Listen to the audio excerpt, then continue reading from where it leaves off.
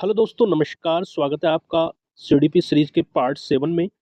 तो चलिए दोस्तों, बिना वक्त गवाए आज का यह वीडियो प्रश्न नंबर 80 से शुरू करते हैं कि किशोरावस्था के संज्ञानात्मक विकास के संदर्भ में निम्नलिखित में से कौन सा कथन है। पहला है, किशोर समस्या को हल करने के कई संभावित तरीकों पर विचार करते हैं। बिल्कुल सही बात है। दूसरा कथन है, किशोरों में एक अहम केंद्रवाद विकसित होता है जिसमें काल्पनिक श्रोता और एक व्यक्तिगत दंतकथा शामिल होती है। तो ये भी ठीक है। तो इसलिए इसका जो राइट आंसर हो जाएगा वो हो जाएगा ऑप्शन सी, फर्स्ट तथा सेकंड दोनों। ठीक है, चलिए आगे बढ़ते हैं अगले प्रश्न की तरफ। अगला प्रश्न है, किशोरावस्था के दौरान होने वाले शारीरिक परिवर्तन डॉट डॉट डॉट द्वारा ट्रिगर और नियंत्रित होते हैं। पहला कथन है हाइपोथैलेमस, दूसरा है अंतःस्रावी ग्रंथियां। तो किशोरावस्था के दौरान होने वाले शारीरिक परिवर्तन हाइपोथैलेमस और अंतःस्रावी ग्रंथियों द्वारा ट्रिगर और नियंत्रित होते हैं। तो इसलिए इसका राइट आंसर हो जाएगा फर्स्ट तथा सेकंड दोनों, ऑप्शन डी। चलिए आगे बढ़ते हैं नेक्स्ट प्रश्न। किशोरावस्था को पहचान संकट का काल किसने कहा है। ऑप्शन ए जीन पियाजे, option B Allison Davis, option C Erik Erikson, option D Robert Selman. तो इसका जो राइट आंसर हो जाएगा वो हो जाएगा एरिक एरिक्सन। ऑप्शन सी यहाँ पे राइट आंसर हो जाएगा। चलिए आगे बढ़ते हैं। नेक्स्ट प्रश्न है, निम्नलिखित में से कौन सा कथन अहम केंद्रवाद का वर्णन करता है। पहला कथन है, यह केंद्रीकरण का एक रूप है। दूसरा कथन है, यह समझ सकता है कि छोटे बच्चों को कभी-कभी वास्तविकता को अपने सिर के अंदर तथा जो हो रहा है से अलग करने में परेशानी होती है। तीसरा कथन है, अहम केंद्रवाद का अध्ययन करने के लिए पियाजे ने 3 पर्वतीय कार्यों की रूपरेखा तैयार की। तो यहाँ पे जो राइट आंसर हो जाएगा, अहम केंद्रवाद का वर्णन कौन सा कथन करता है। तो तीनों ही कथन यहाँ पे वर्णन करते हैं। तो राइट आंसर क्या हो जाएगा, फर्स्ट सेकंड तथा थर्ड, ऑप्शन बी यहाँ पे राइट आंसर हो जाएगा। दोस्तों, अब तक वीडियो पसंद आ रही हो तो वीडियो को लाइक कर दें, चैनल पर नए हैं तो चैनल को सब्सक्राइब कर लें ऐसी ही डेली वीडियोज को देखने के लिए दोस्तों, और कमेंट करके बताएं आपके कितने आंसर सही हैं। चलिए अगला प्रश्न 84, भ्रूण में निम्नलिखित में से कौन सी हलचल उससे संबंधित आयु से सही ढंग से सुमिलित है। पहला कथन है, सामान्य छटपटाने की हलचल 8 सप्ताह है, सहज हलचल में वृद्धि 10 सप्ताह है। बताइए 84 का राइट आंसर होगा ऑप्शन सी, फर्स्ट तथा सेकंड दोनों ठीक हैं। जो सामान्य छटपटाने की हलचल है वो 8 सप्ताह में देखी जाती है और सहज हलचल में वृद्धि 10 सप्ताह में देखी जाती है। ठीक है, ऑप्शन सी राइट आंसर होगा। ठीक है, आगे बढ़ते हैं नेक्स्ट प्रश्न की तरफ। 85 प्रश्न है, प्रारंभिक बचपन में शारीरिक विकास के संदर्भ में निम्नलिखित में से कौन सा कथन मोटर कौशल का वर्णन करता है। पहला, ग्रॉस मोटर स्किल्स में बड़ी मांसपेशियां जैसे दौड़ना और कूदना शामिल है। ठीक है, और आपका फाइन मोटर कौशल में छोटी मांसपेशी और आंख हाथ समन्वय शामिल होता है जैसे चित्र बनाना। तो यहाँ पे ग्रॉस मोटर स्किल और फाइन मोटर स्किल के बारे में दोनों ही कथन बिल्कुल ठीक है। तो इसलिए जो राइट आंसर हो जाएगा वो ऑप्शन डी हो जाएगा, फर्स्ट तथा सेकंड दोनों। ठीक है, जितने भी बच्चे टीचिंग एग्जाम्स की तैयारी कर रहे हैं, जैसे सीटेट 2026 हुआ, DSSS पीआरटी हुआ, उनके लिए मोस्ट इंपोर्टेंट वीडियो है, क्योंकि जितने भी प्रश्न हैं प्रीवियस ईयर एमसीक्यूज हैं, तो सभी प्रश्न आपके लिए मोस्ट इंपोर्टेंट हो जाते हैं। चलिए 86 प्रश्न की समावेशी शिक्षा के संदर्भ में समावेशी में कौन से अवसर शामिल हैं। पहला कथन है, सामाजिक गतिविधियों की पूरी श्रृंखला में भाग लेने के अवसर, और दूसरा है कला, खेल और संगीत के अवसर। तो ये दोनों ही समावेशी शिक्षा के अंतर्गत शामिल हैं। तो इसलिए इसका राइट आंसर फर्स्ट तथा सेकंड दोनों हो जाएगा। ठीक है, चलिए आगे बढ़ते हैं नेक्स्ट प्रश्न की तरफ। 87, लड़कों में विकास उछाल किस उम्र में शुरू होता है। लड़कों में विकास उछाल जो है किस उम्र में शुरू होता है। ऑप्शन ए है 10 से 12 वर्ष, ऑप्शन बी है 14 से 16 वर्ष, ऑप्शन सी है 12 से 14 वर्ष, ऑप्शन डी है 15 से 17 वर्ष।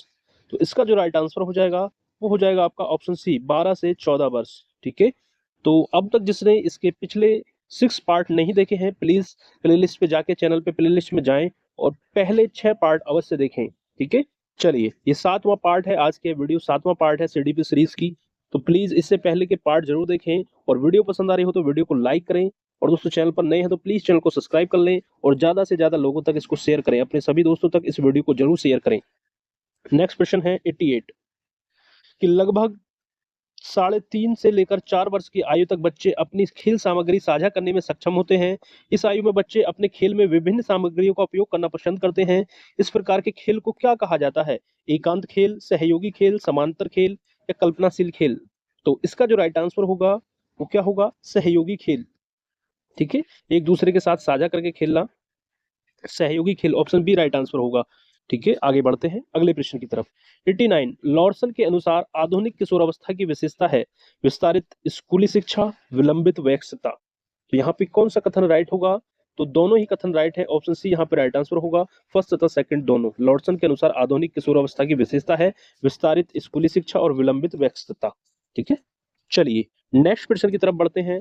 प्रश्न नंबर 90, किशोरावस्था में अर्नोल्ड गैसल की जैविक शिक्षा के संबंध में निम्नलिखित में से कौन सा कथन सही है? ये आपको बताना है। परिपक्वता को प्राथमिक महत्व माना जाता है, बिल्कुल सही बात है। बताया जाता है कि 11 और 15 साल के बच्चे आमतौर पर विद्रोही होते हैं और कुछ झगड़ते हैं, बिल्कुल सही है। दोनों ही कथन यहाँ पे राइट है किशोरावस्था के संबंध में, तो ऑप्शन बी राइट आंसर होगा, फर्स्ट तथा सेकंड दोनों। चलिए नेक्स्ट प्रश्न की तरफ। 91 कि प्याजे के दृष्टिकोण से संदर्भ में पूर्व संचालन चरण क्या है? प्याजे के दृष्टिकोण के संदर्भ में पूर्व संचालन चरण क्या है? पहला है संज्ञानात्मक विकास का दूसरा प्रमुख चरण, बिल्कुल ठीक है। इस अवस्था में बच्चे प्रतीकात्मक विचारों के उपयोग में अधिक परिष्कृत हो जाते हैं लेकिन तर्क का उपयोग करने में सक्षम नहीं होते, बिल्कुल सही बात है दोनों। तो इसलिए जिसका राइट आंसर हो जाएगा ऑप्शन बी हो जाएगा, फर्स्ट तथा सेकंड दोनों। ठीक है, चलिए आगे बढ़ते हैं नेक्स्ट प्रश्न की तरफ। 92 संज्ञानात्मक प्रगति के संदर्भ में निम्नलिखित में से कौन सा कथन वर्गीकरण का वर्णन करता है? पहला कथन है यह बच्चों को तार्किक रूप से सोचने में मदद करता है। ठीक है, बिल्कुल सही है। इसमें क्रमबद्धता, संक्रमणीय निष्कर्ष और वर्ग समावेशन जैसी परिष्कृत क्षमताएं होती हैं, ये भी सही है। दूसरा है सकर्मक अनुमान एक संपूर्ण वर्ग और उसके भागों के बीच संबंधों को समझने की क्षमता है, ये गलत है। तो इसलिए इसका जो राइट आंसर हो जाएगा वो कौन सा हो जाएगा? ऑप्शन सी, फर्स्ट तथा सेकंड दोनों। ठीक है, ऑप्शन सी यहाँ पे राइट आंसर हो जाएगा। चलिए नेक्स्ट प्रश्न की तरफ। ब्रेन एंड रिफ्लेक्स बिहेवियर के संदर्भ में निम्नलिखित में से कौन सा कथन आप सही है, ये आपको बताना है। पहला कथन है गर्भाधान के लगभग 2 सप्ताह बाद मस्तिष्क धीरे धीरे लंबी खोखली नली से कोशिकाओं के एक गोलाकार द्रव्यमान में विकसित होता है। ठीक है, ये बिल्कुल सही बात है। दूसरा कथन है सेरेब्रम जीवन के पहले वर्ष के दौरान सबसे तेजी से बढ़ता है, सेरिबेलम। ठीक है, तो यहाँ पे जो राइट आंसर हो जाएगा वो हो जाएगा ऑप्शन सी, फर्स्ट तथा सेकंड दोनों ठीक है। ऑप्शन सी यहाँ पे राइट आंसर हो जाएगा। और इसी तरीके के प्रश्न आपको एग्जाम में देखने को मिलेंगे, जितनी भी आपकी आने वाली परीक्षाएं हैं, ठीक है, टीचिंग एग्जाम्स, उसमें इसी तरीके के प्रश्न आपको देखने को मिलेंगे। तो ज्यादा से ज्यादा ऐसे प्रश्नों की आप प्रैक्टिस करें। चलिए लास्ट प्रश्न की तरफ बढ़ते हैं इस वीडियो के, कि विकास के निम्नलिखित सिद्धांतों में से कौन सा कथन सही है? आपसे पूछा है विकास के निम्नलिखित सिद्धांत हैं, उसमें कौन सा कथन सही है? पहला कथन है सेफलोपोडल सिद्धांत, विकास नीचे से ऊपर होता है, बिल्कुल गलत है। सेफलोपोडल में विकास सिर से पैर की तरफ होता है। ठीक है, सिर से पैर की तरफ होता है, ये गलत हो जाएगा कथन। दूसरा प्रॉक्सिमा डिस्टल सिद्धांत, विकास और मोटर विकास शरीर के केंद्र से बाहर की ओर बढ़ते हैं, बिल्कुल सही है। तो इसलिए इसका जो राइट आंसर हो जाएगा केवल सेकंड, दूसरा कथन सही है। तो ऑप्शन डी यहाँ पे है, ऑप्शन डी में है केवल सेकंड। तो दोस्तों कैसे लगे ये आज के प्रीवियस ईयर एमसीक्यूज? तो एक बार बिल्कुल कमेंट करके जरूर बताइएगा। वीडियो पसंद आए तो वीडियो को लाइक कर दीजिएगा और ऐसे ही वीडियोस के लिए हमें सब्सक्राइब कर लीजिएगा चैनल को। चलिए मिलते हैं बहुत जल्द अगली वीडियो में, तब तक के लिए दोस्तों जय हिंद, जय भारत।